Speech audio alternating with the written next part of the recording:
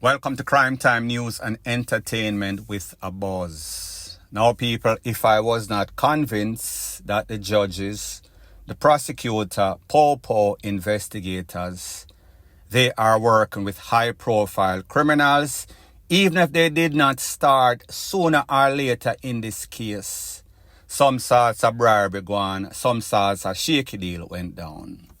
On or about December of 2022, I was watching the news when I saw that the JDF intercepted a boat along the Moran Point coast. When they intercepted that boat, they found 3 persons, Delroy Brimmer, Omar Nugent, James White, on that vessel. When they searched that vessel, they found 463 kilograms of the white stuff. I said to myself, hold on a minute, the man are gone to prison for life. These youths are never going to see street again for the rest of their natural life. Surprise, surprise, they were out on bail. Surprise, surprise, the court went to the Kingston and St. Andrew Parish Court the other day. It is said that they plea bargain. And when they plea bargain, they got conviction for 3 counts. One of those counts is possession. One of those counts is trafficking. One of those counts is importation. The sentence in which they got for the possession is $1.5 million each, or 6 months in the big yard. The next charge was $2 million each, or 6 months in the big yard for trafficking. The next charge was $2 million or 6 months for trafficking. So therefore, possession, trafficking, importation. Those counts are to run concurrent. That means if them not pay, neither of them fine, $5.5 million each, $16.5 million for everybody. They will have to serve 6 months maximum each, concurrent. That is exactly what it means. Now, isn't it startling, mind-boggling that a place by Jamaica that is infiltrated by crime, these same people where smuggle cocoa, sometimes they are smuggling tools. DRUGS is very bad for you. The GUNS is used in 80-something% of the people that are losing their life on an annual basis. 1,200, 1,400, 1,600 consistently. Losing their life, 85% of them is because of illegal tools. Now, when the SSP for that area that is in charge of firearms and narcotics, his name is SSP Sam Blake, was asked, what do you feel about the conviction? He was elated, he was satisfied. This is exactly what he had to say when he was asked, interviewed by one of those media people. Take a listen, take a look. This conviction demonstrates the value of collaboration in the fight against criminal networks. FMID will continue to be aggressive in employing modern investigative tools and techniques. Now, people, when we listen to the SSP that is in charge of narcotics, that is in charge of firearms, he should have first-hand knowledge of exactly what is going on in Jamaica. So therefore, how is it that he is now elated, satisfied, and claiming that this is what happens when there is commitment, technology, everything goes into play? It leads to success, success, success. Don't know what is his interpretation of success, but I see this as an epic failure. Let's talk about everybody that is involved in this case, starting with the investigator, the POPO. You went through all of this. You caught this boat. You seize it. You do all sorts of investigation. At the time when you come to court, at the sentencing, you should have a say-so. Talk to the judge and ask the judge, or tell the judge, recommend to the judge, seeing that I am the person that is in charge of this investigation, a lot of people are lose them life. A lot of people get strung out off of the cocoa. A lot of people are broken a people's house because of the cocoa. So therefore, it is leading to DEATH and destruction. That is what you should have said to the judge when you had an opportunity.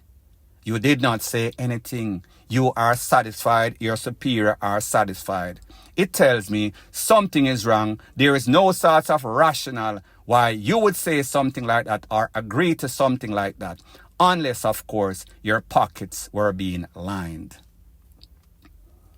Let's talk about the prosecution. At the time of the plea deal, the prosecution and the judge and the defense lawyers should have been there. The prosecution had the option to say, I cannot agree with this. Based on the amount of cocoa, based on the amount of money, based on the circumstance of crime in Jamaica, I will not agree to any such sentence which seems like less than a slap on the wrist.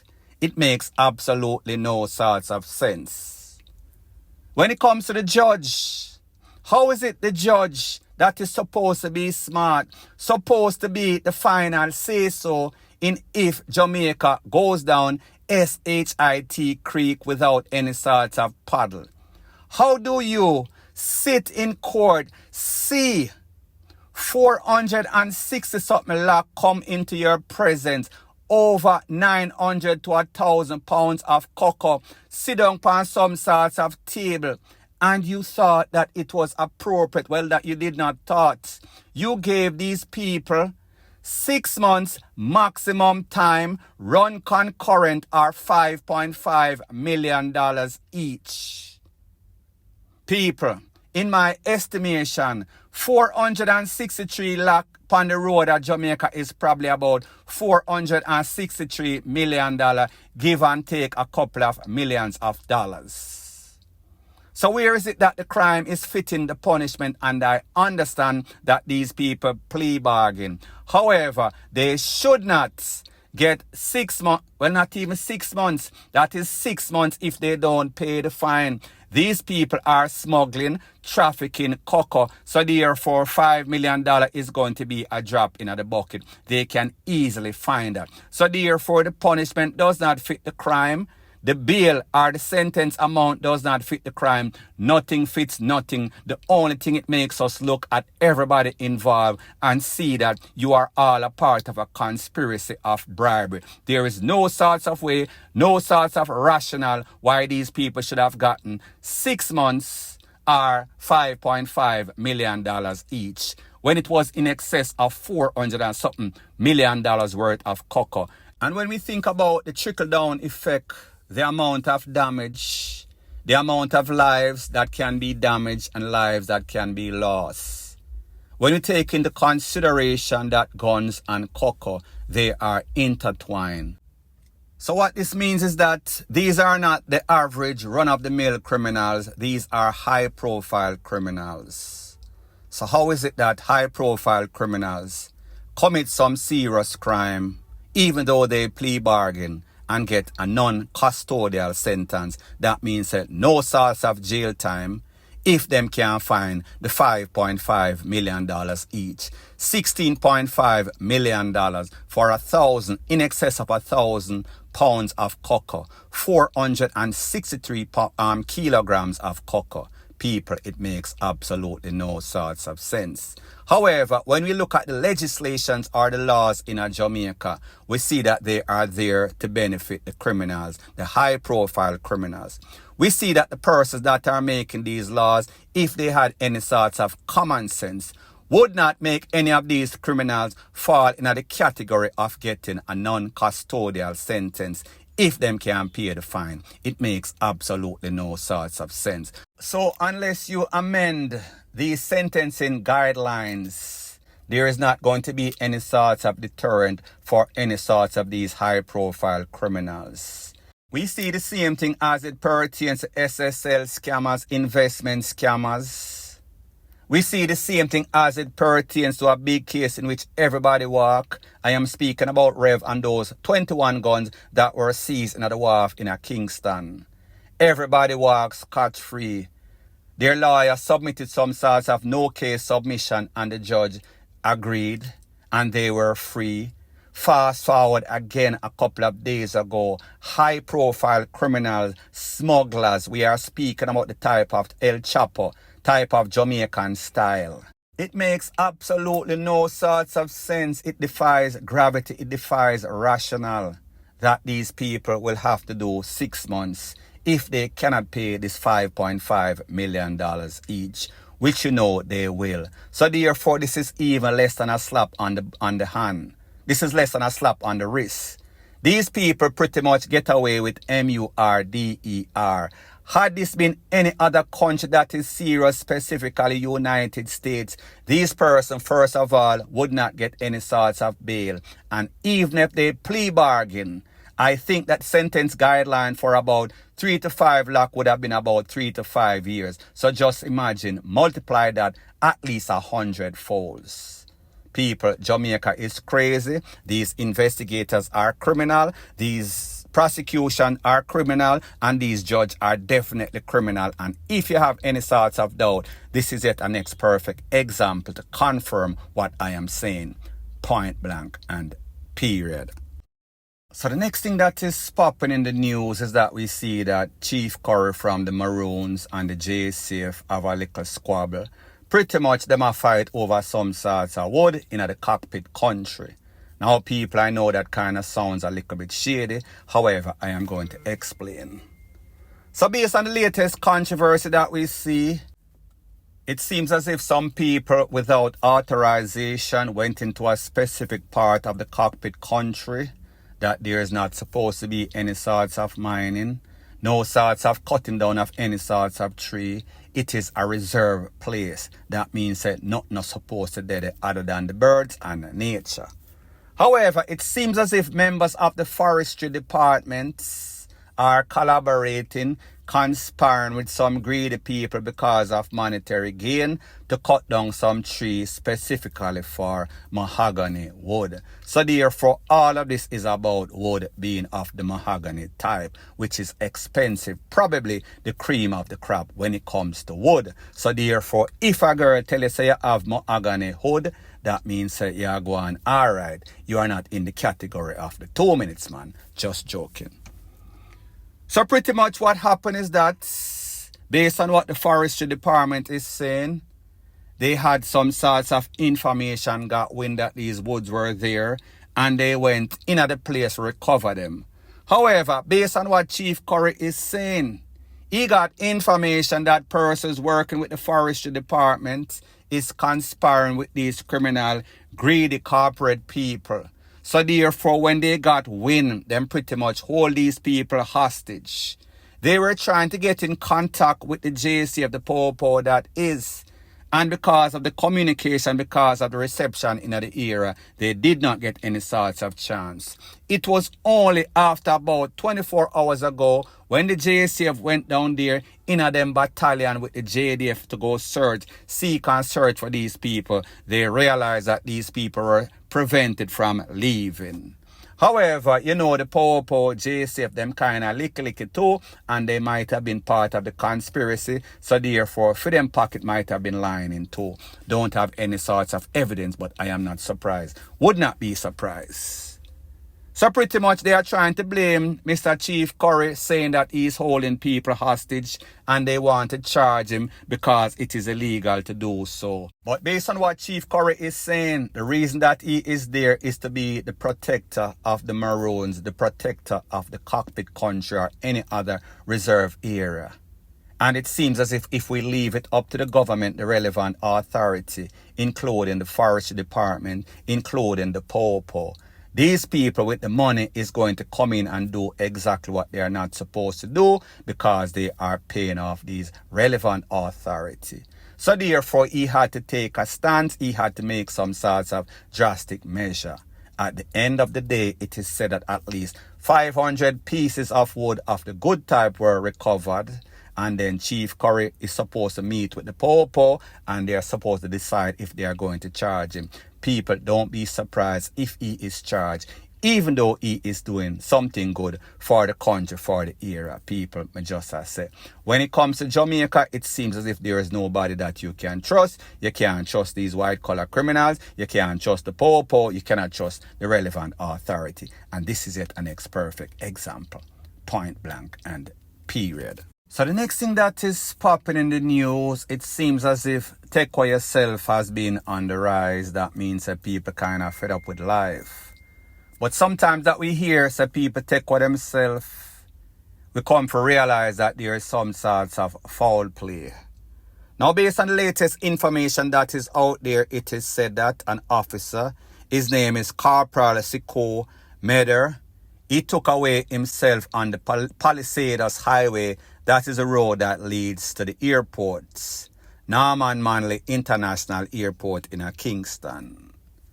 Now, people, based on the information that I am getting, it is kind of conflicting. There are reports that he had some sorts of relationship with some sorts of girl that was under 16, specifically 12. So therefore, he was under investigation for that. People may not have any sorts of information to confirm. So therefore, it seems as if he was under pressure. So therefore, like, pressure bust pipe, and it also bust tool in a people's head. However, I am also hearing something else. I am hearing that he and the next lady were in the vehicle. There was some sorts of argument, some sorts of toll ritual, some sorts of people that try to grab the toll, and the toll went off, and some sorts of people get caught up. Like I said, people, this is preliminary information. As soon as I get some more pertinent information, exact information, I'll be sure to divulge ASAP. Point blank and period. So the next thing that is popping in the news is based on a picture that has been circulating over social media since that incident in Negril, in which 4 persons lost their life, at least 6 or 7 were arrested, and a couple of them taken into custody, 1 injured in the hospital as we speak. That picture is said to be confirmed as former PNP MP Member of Parliament, that is. His name is JDF'S. Don't know if he's any sorts of family of Mr. Darrell Vaz from the JLP. I doubt it very much. The next individual in the picture is said to be one of these suspects that is presently under arrest for that infamous pie out between members of the JCF, members of CTAC, and some criminal on some sorts of mission for rob some sorts of beryllium security. Based on what Mr. Vaz is saying, that picture was taken at some sorts of sports day. If you look at the picture presently on your screen, you could see some children there in a purple. He said that both of them were in this orange shirt. This has nothing to do with the PNP. They were part because them children are the teacher. That man that is a criminal is also said to be a teacher. So based on what Mr. Vaz is saying, that man, criminal / teacher, was responsible for the Orange House. Mr. Vaz said his child is a part of the Orange House sports team, so therefore that is his explanation for everything. It has nothing to do with any sorts of political affiliation with criminals and politicians. People like me say, that is his explanation. Point blank and period. So the next thing that is popping in the news, they say that the definition of insanity is doing the same thing over and over and expecting different results. But it seems as if the JCF has not learned from any of the mistakes that it has made in the last couple of years or so. As it pertains to criminal elements, seems as if them have some sorts of key for the lock up these penal institutions, and them just find themselves on the other side of the grill. Now, in the latest incident, it is said that a 21-year-old man, Dimitri Meeks, he escaped from the lockup along with a next individual known as Burton. Based on what the Popo is saying, they went to do some sorts of cell check When they start to count like the count from Sesame Street, they realize that they were coming up too short. This happened Sunday morning. It is said that a couple of hours later, down the road, in Lucy, exactly where they escaped from, they found Mr. Dimitri. Mr. Dimitri was charged for malicious destruction of personal or people property. It is said that Mr. Burton has more serious charges. He was there for illegal possession of a firepiece. Now when it comes to the JCF, it seems as if they are just as fully done as the choppers that are fully done.